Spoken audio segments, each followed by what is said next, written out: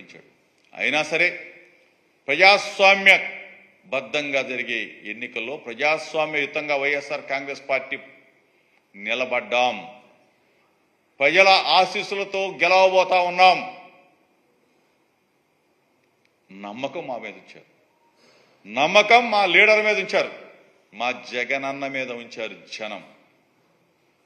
ఎన్ని కుట్రలు పనినా, ఎన్ని విధ్వంసాలు సృష్టించినా, శాంతి భద్రతల్ని విఘాతం కలిగించే విధంగా ప్రవర్తించిన తెలుగుదేశం పార్టీ, జనసేన పార్టీ ఎన్ని దుర్మార్గాలు చేసినా సరే ప్రజాస్వామ్యంలో గెలవబోతా ఉన్నాం.